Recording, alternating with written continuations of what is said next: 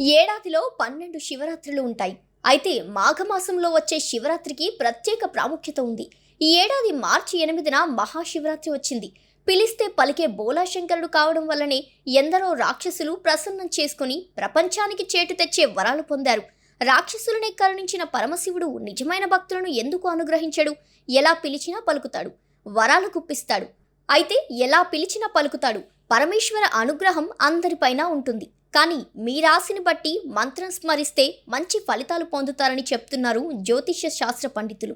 మేషరాశి వారు శివునికి ఎర్రటి పుష్పాలు సమర్పించి మహామృత్యుంజయ మంత్రాన్ని పఠించడం ద్వారా అనుగ్రహాన్ని పొందవచ్చు. ఈరోజు ఉపవాసం ఆరోగ్యాన్ని మెరుగుపరుస్తుంది మరియు మీ విజయాన్ని సాధించడంలో తోడ్పడుతుంది. ఓం నాగేశ్వరాయ నమః మంత్రాన్ని జపించాలి. వృషభ రాశి వారు శివునికి తెల్లటి పుష్పాలను సమర్పించి రుద్రాభిషేక పూజలో పాల్గొనడం ద్వారా అనుగ్రహాన్ని పొందవచ్చు. ఓం నమఃశివాయ మంత్రాన్ని పఠించడం వల్ల ఆరోగ్యం శ్రేయస్సు పొందుతారు. మిథున రాశి వారు మహాశివరాత్రి రోజు మహామృత్యుంజయ హవనాన్ని నిర్వహించాలి. పరమేశ్వరుడికి ఆకుపచ్చ పండ్లు సమర్పించడం ద్వారా చేపట్టిన కార్యాల్లో విజయం సాధిస్తారు.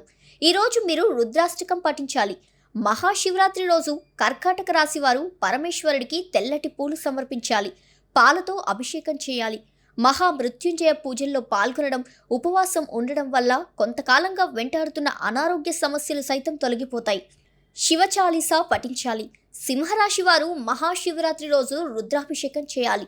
శంకరుడికి ఎర్రటి పూలు సమర్పించాలి. 108 సార్లు మహామృత్యుంజయ మంత్రాన్ని శివ పంచాక్షరి పఠించాలి. మహాశివరాత్రి రోజు కన్యారాశి వారు శివునికి పాలతో అభిషేకం చేసి తెల్లటి పూలు సమర్పించాలి. రుద్రాభిషేకంలో పాల్గొనడం వల్ల కొన్నాళ్లుగా మీ విజయానికి ఏర్పడిన అడ్డంకులు తొలగిపోతాయి. శివ పంచాక్షరి మంత్రం, శివాష్టకం చదువుకోవాలి. తులారాశి వారు శంకరుడికి తెల్లని పూలు సమర్పించాలి. మహామృత్యుంజయ హోమంలో పాల్గొంటే అద్భుతమైన ప్రయోజనాలు పొందుతారు. ఓం నమఃశివాయ మంత్రాన్ని పఠించడం వల్ల ఆరోగ్యం, విజయం మీ సొంతం. మహాశివరాత్రి రోజు వృశ్చిక రాశి వారు రుద్రాభిషేకం చేయాలి. ఎర్రటి పూలతో పరమేశ్వరుణ్ణి పూజిస్తే కొంతకాలంగా ఉన్న అనారోగ్య సమస్యలు తొలగిపోతాయి. ఈరోజు ఉపవాసం ఉండడం వల్ల మీకు మంచి జరుగుతుంది. ఓం పార్వతీనాథాయ నమః అని 108 సార్లు జపించాలి. ధనస్సు రాశివారు బోలాశంకరుడికి పసుపు రంగు పూలు సమర్పించాలి. శివ పంచాక్షరి మహామృత్యుంజయ మంత్రం జపించడం వల్ల మంచి జరుగుతుంది. గడిచిన ఏడాదిలో పడిన ఇబ్బందుల నుంచి ఈ ఏడాది మీకు ఉపశమనం లభిస్తుంది. పరమేశ్వరుడి అనుగ్రహం మీపై ఉంటుంది. ఈరోజు మీరు ఓం అంగరేశ్వరాయ నమః అని పఠించాలి. మకర రాశి వారు శివరాత్రి రోజు అభిషేకాలు నిర్వహించాలి. శివయ్యకి నీలిరంగు పుష్పాలు సమర్పించడం వల్ల మీ కోరికలు ఫలిస్తాయి. ఈరోజు ఉపవాసం చేయడం, పరమేశ్వరుడి ప్రార్థనలో రోజంతా ఉండడం వల్ల ఆరోగ్యం, విజయం ఉంటుంది. కుంభరాశి వారు శివుడికి తెల్లని పూలు సమర్పించాలి.